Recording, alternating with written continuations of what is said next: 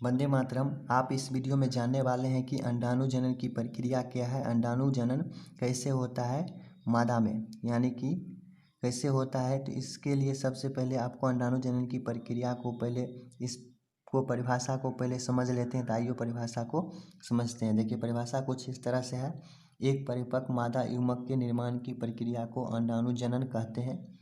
इस तरह से परिपक्व मादा युग्मक निकल जाता है, इसे ही अंडाणुजनन की प्रक्रिया कहते हैं। लेकिन ये जो शुरुआत होती है, ये भ्रूणीय परिवर्तन के दौरान ही मातृ युग्मक कोशिका यानी अंडजननी से जो अंडाणु का निर्माण होगा, इस कोशिका का निर्माण यानी कि भ्रूणीय परिवर्तन के दौरान जब मादा शिशु भ्रूण अवस्था में रहता है, उसी समय मातृ युग्मक कोशिका या अंडजननी का निर्माण हो जाता है।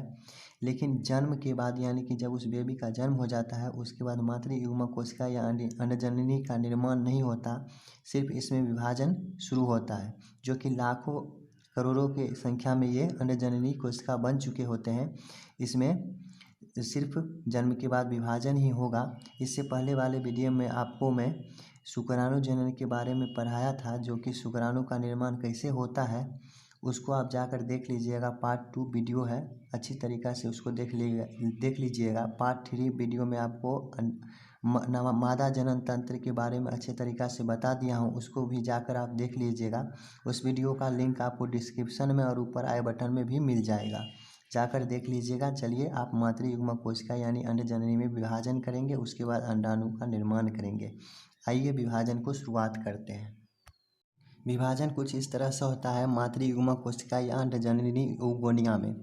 इसमें अर्धसूत्रीय विभाजन पहले शुरू होता है। अर्धसूत्रीय विभाजन जब शुरू हो जाता है तो यानी कि अर्धसूत्रीय विभाजन का 5 अवस्था होता है। उसी 5 अवस्था में एक है पूर्वावस्था फस्त। पूर्वावस्था फस्त जो चालू होता है सबसे पहले, तो पूर्वावस्था फस्त चालू होने से ये अवरुद्ध हो जाता है और ये आगे नहीं बढ़ पाता और यहीं पे रुक जाता है, जिसके कारण गुणसूत्रों की संख्या भी आधी होती है, यहीं पर रुक जाती है अंडजननी कोशिका। तो इस जो रुकता है, रुके हुए कोशिका का नाम पड़ता है प्राथमिक अंडक या प्राइमरी oocyte। रुक जाता है तो इसमें कुछ कनिकामय कोशिकाएं का परत जमने लगता है। परत जमने लगता है तो उस परत को हम कहते हैं प्राथमिक पुटक। प्राथमिक पुटक यहाँ पे जम जाता है, जिसे कनिकामय कोशिका से ये लेयर बन जाता है। उसके बाद ये कुछ दिन बाद फिर यहाँ पे द्वितीयक पुटक बना लेता है। द्वितीयक पुटक में फिर दूसरा कनिकामय कोशिका का लेयर जम जाता है। लेकिन द्वितीयक पुटक में आते ही ये अर्धसूत्रीय विभाजन यहाँ पे जो रुका हुआ था, अर्धसूत्रीय विभाजन पूर्ण हो जाता है। अर्धसूत्रीय विभाजन पूर्ण होने के बाद यहाँ पे तृतीयक अंडक बना लेता है। तृतीयक अंडक बनाने के बाद यहाँ पर द्वितीयक पुटक में यहाँ पर ये जो है ये प्राथमिक अंडक जो है बीच बीच में यहाँ पर 2n वाला, इसमें विभाजन पूर्ण हो जाता है। अर्धसूत्रीय विभाजन पूर्ण होने के बाद 2 कोशिका का निर्माण होता है, जो कि यहाँ पर है एक बड़ा कोशिका और एक छोटा कोशिका। बड़े कोशिका का नाम है द्वितीयक अंडक, सेकेंडरी oocyte। उसके बाद यहाँ पर विभाजन पूर्ण हो जाता है। उसके बाद छोटी कोशिका का नाम है प्रथम ध्रुवीय पिंड। इस कोशिका का कोई काम नहीं होता है, सिर्फ जिस तरह से उसमें शुक्राणु जनन में शुक्र जनन कोशिका को पोषण प्रदान किया था ये सर्तोली कोशिका, उसी तरह से ये पोषण प्रदान करता है, नहीं करता है तो नष्ट हो जाता है अपने आप। प्रथम ध्रुवीय पिंड। यहाँ पर द्वितीयक अंडक का निर्माण हो जाता है।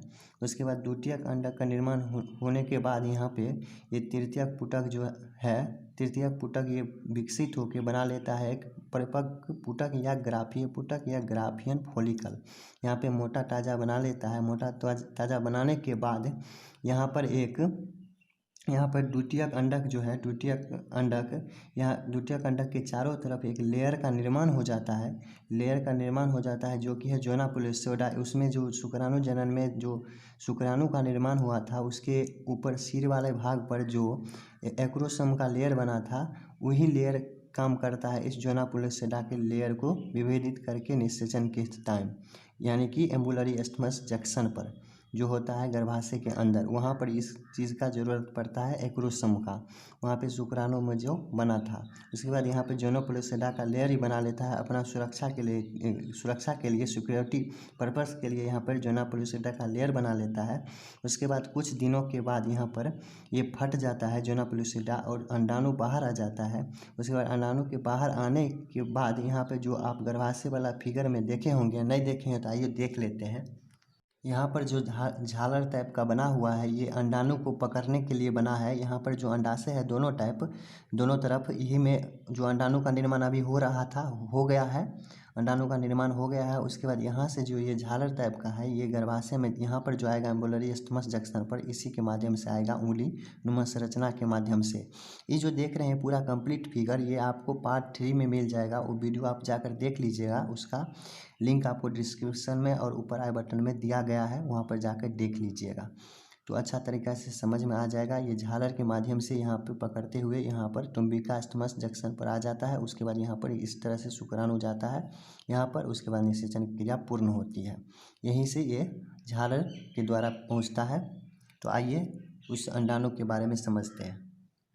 अंडाणु अपना निकल के यहाँ पे झालर के माध्यम से ऊपर चला जाता है और इस तरह से अंडाणु का निर्माण हो जाता है। अंडाणु को निर्माण की होने की प्रक्रिया को ही हम अंडाणु जनन कहते हैं। यहाँ पे ग्राफियन पुटक से अंडाणु का फटकर बाहर निकलता है तो इसी को अंडोत्सर्ग की प्रक्रिया कहा जाता है। यहाँ पे अंडोत्सर्ग कहलाती है।